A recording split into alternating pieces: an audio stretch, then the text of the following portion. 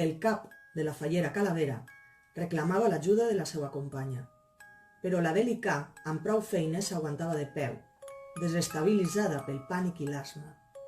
Des d'uns metres més enllà, la zombi de Gandia va poder veure el que estava a punt d'esclafar la fallera. L'esquelet d'un cavall, que més viu que mort, movia una pota a punt de deixar-la caure sobre el crani. Just en aquell moment, una enorme espasa, lluenta i afilada, va clavar-se amb precisió entre els cabells de la fallera. Li va alçar el cap del terra i la va salvar d'aquella bèstia eqüestre. L'arma blanca s'havia introduït entre els monyos sense fer-li a penes mal i ara la mantenia elevada a 2 metres de terra. Encara sense entendre què estava passant i amb la visió més pròpia d'un miop, la fallera va observar qui l'havia agafat. Era un homenot fort i alt que la mirava amb curiositat, sostenint l'espasa amb fermesa. «Déu nostre Senyor! Quin rostre més bell!», va exclamar, admirat. «Podríem enamorar-nos de vos si tinguéssiu també un cos».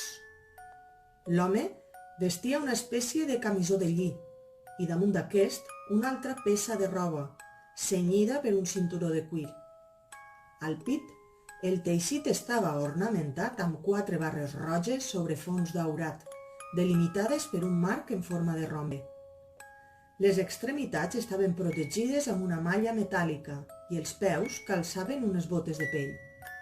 Al cap portava un casc robust que tenia la forma d'un animal fantàstic, una mena de drac amb una ala a cada costat. La barba lleugerament pèl-roja i els panxells forts i definits li conferien un aspecte molt masculí.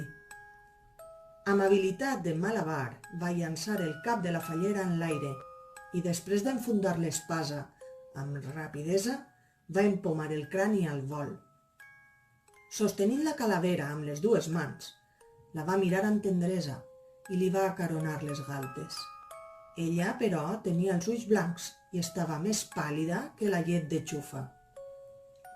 «Teniu perduda la mirada. És que esteu presa per l'amor?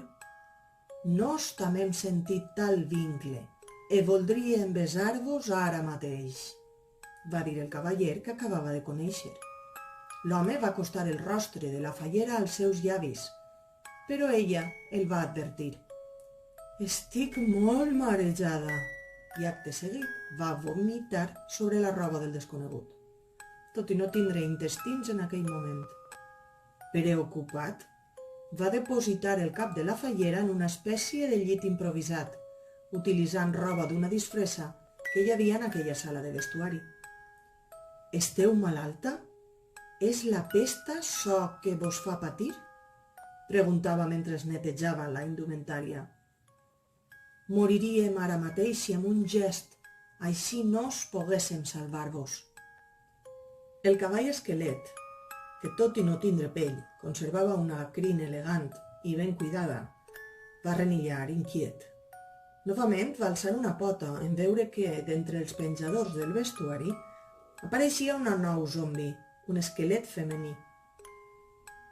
En el seu moment devia ser una xica jove i atractiva, però ara havia perdut tota la pell i s'havia quedat en els ossos.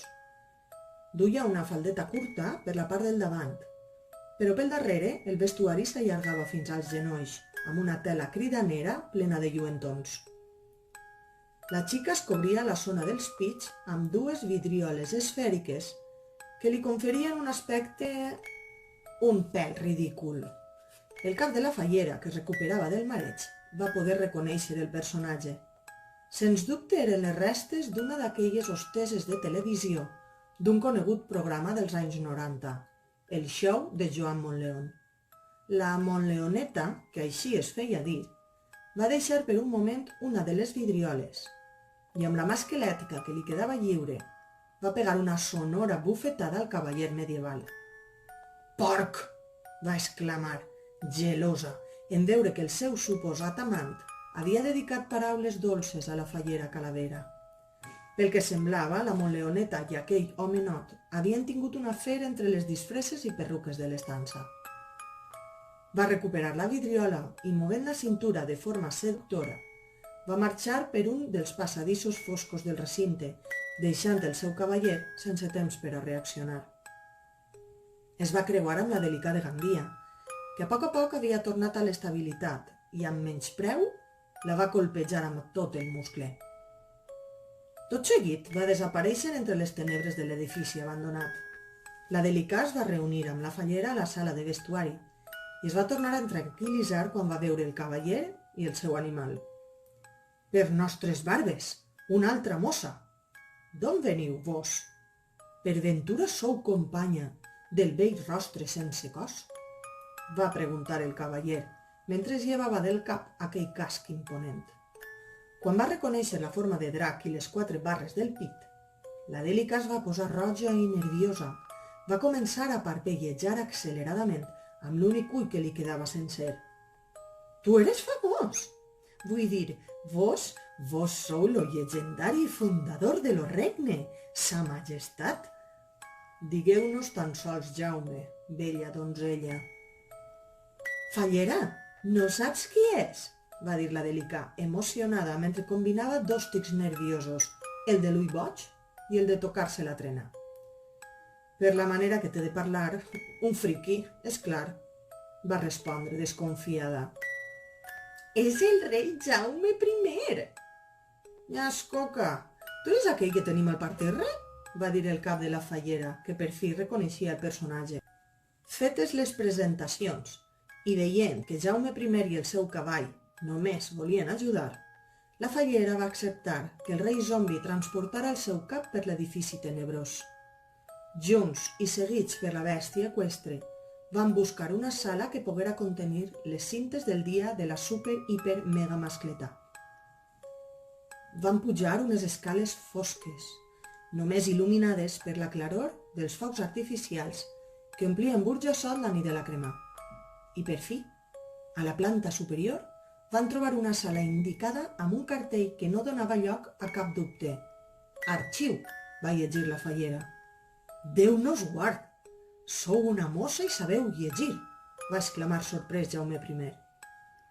«Sí, fill, 2 carreres i un màster», va aclarir la fallera, ofesa pel comentari masclista. La Delicà va intentar obrir la porta, però estava tancada per dins. Sense pensar-ho 2 vegades, Jaume I ordenà alguna cosa al cavall. La bèstia, aterridora però dòcil, es va girar i va esbossar la porta amb una cosa enèrgica que va permetre a la colla accedir a l'arxiu. A dins hi havia diversos ordinadors i les parets estaven farcides de prestatges amb cintes Betacam, cadascuna en un estoig de plàstic gris etiquetat amb un codi. En veure la quantitat de cintes, la delicada Gandia va començar a respirar amb dificultat. Una sensació fosca i una pressió al pit l'estaven envaint. Aquesta vegada, ni tan sols l'inhalador la va ajudar i passats uns segons es va desfer en una plorera incontrolable. «N'hi ha centenars, n'hi ha milers», va cridar la donzella entre sanglots. «Com se suposa que trobarem la cinta adequada entre tantíssimes?» va lamentar-se. «Delicà!» va cridar la fallera, intentant que callara. «Delicà!» va tornar a bramar, però la zombi seguia immersa en el seu atac d'angoixa. «Acosta'm, per favor», va demanar a Jaume I, que continuava sostenint el cap. El cavaller la va obeir, una mica sorprès perquè li donara ordres un cap femení i alhora admirat per l'autoritat de la fallera.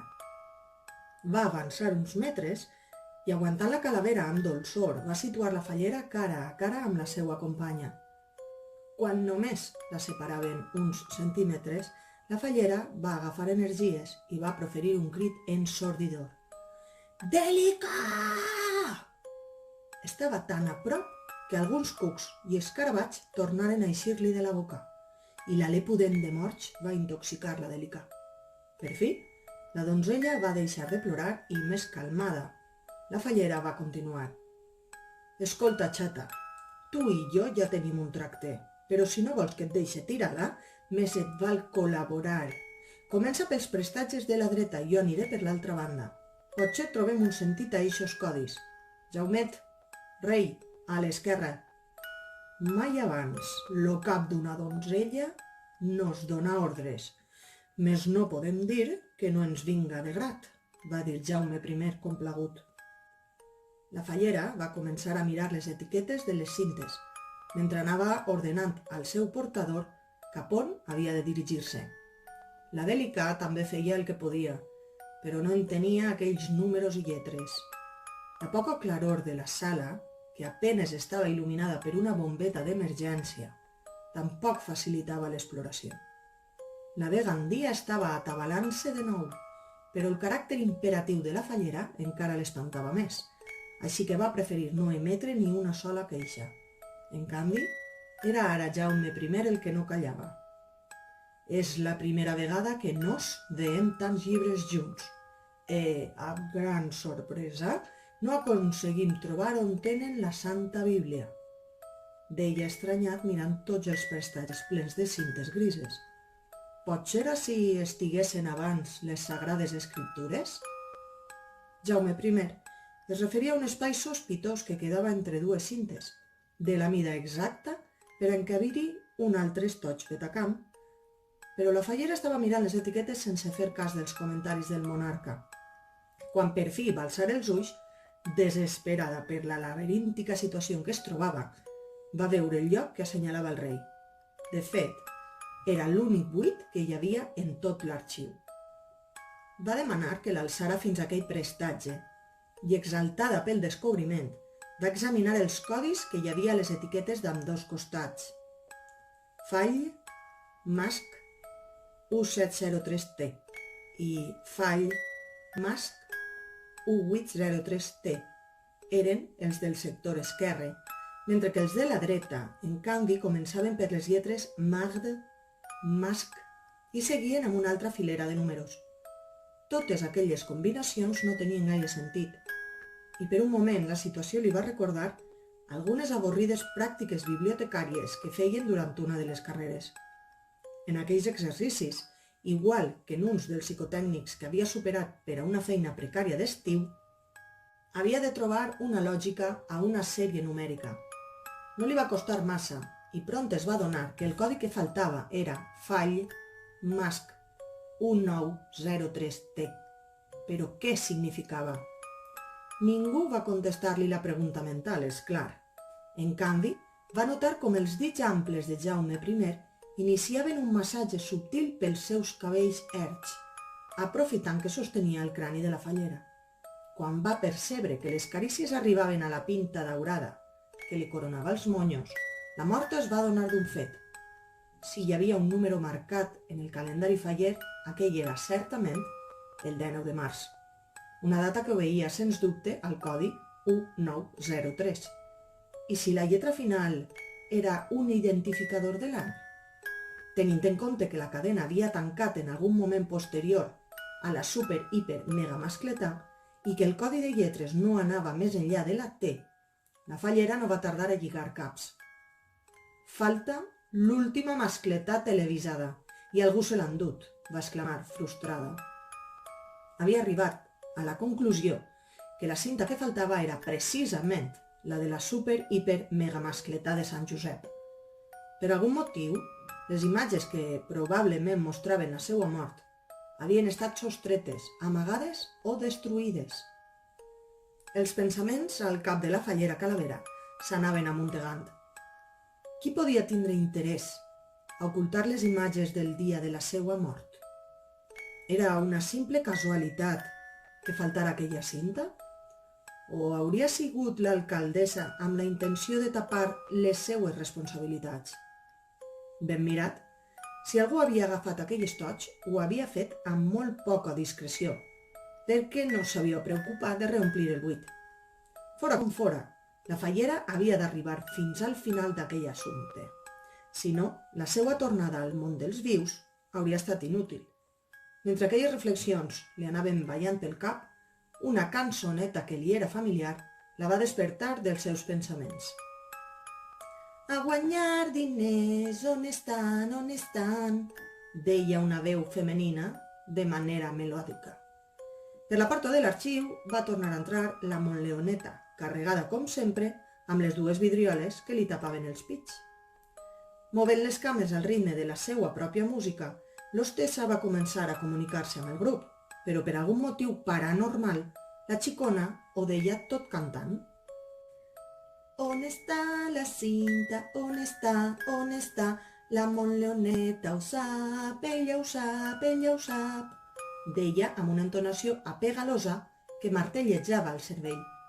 Necessita eixa cinta, és important, va dir el cap de la fallera amb desfici. No la tinc, però sé on està, on està, on està.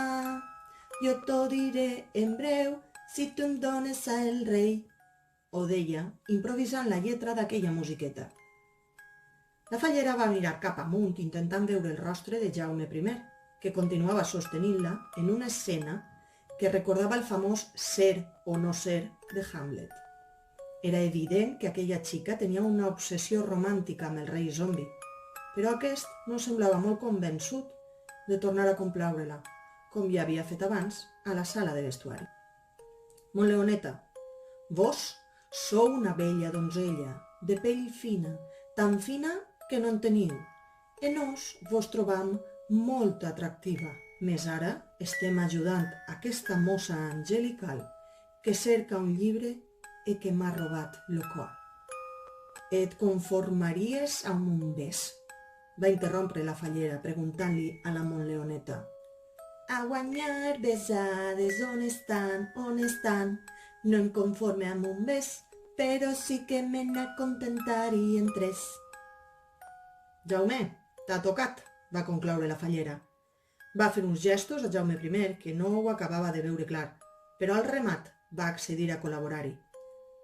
Va deixar el cap de la fallera amb molt de compte per no tornar a marejar-la, mentre que la Dèlica s'ho mirava tot des de l'altra punta de la sala.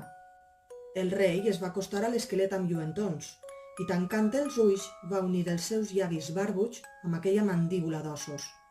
Ho va fer 3 vegades amb una tendresa i elegància que va deixar les xiques bocabadades.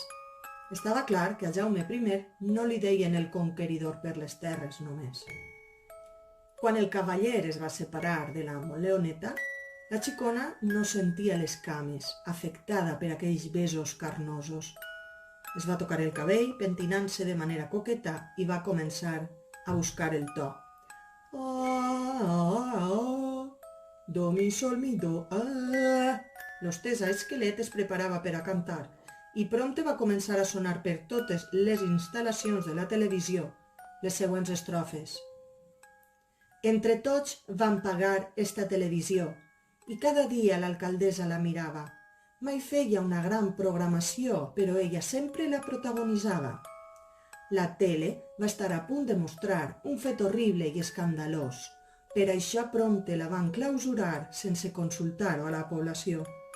I perquè ningú veiera l'horror, van endur-se les imatges viatjant, des dels platós de Burjassot fins als estudis d'Alacant. Fins a Alacant, la la la, fins a Alacant. La Montleoneta va començar a fer improvisacions amb la paraula Alacant, com si es tractara d'una partitura de jazz. I just quan estava en el clímax d'aquella particular versió, es va sentir un soroll i unes corredisses per les escales. Seguretat! Quedeu detinguts per accedir sense consentiment a un edifici públic, va cridar un home, que vestia un uniforme que ensenyava una placa. La roba mostrava el logotip d'una empresa de seguretat privada, que casualment era propietat d'un cosí del cunyat d'un alt càrrec a l'Ajuntament. La Montleoneta va alçar les mans espantada, deixant caure les vidrioles al terra, que es van trencar amb un soroll escandalós. El cavall Esquelet estava alterat, i la Dèlica es va acostar als seus companys, temerosa en veure que la gent ara els apuntava amb una pistola. Altres homes armats també van aparèixer per darrere, cosa que complicava encara més la situació. Semblava que no tenien escapatòria, però Jaume I va saber actuar sense titubejos. «Sarraïns del diable! Déu és amb nosaltres!», va cridar, agafant el cap de la fallera Calavera i pujant al cavall. «Dèlica, vine amb nosaltres!», va exclamar la fallera. Amb dificultat, la Dèlica va pujar també al cavall, a la seva gropa, però prompte va perdre l'equilibri i per no caure es va agafar de la cua de la bèstia. El cavall es va posar més nerviós encara i va començar a córrer pel passadís, envestint tots els agents que trobava pel camí. Aleshores la fallera va veure una presència que li era molt coneguda, l'alcaldessa.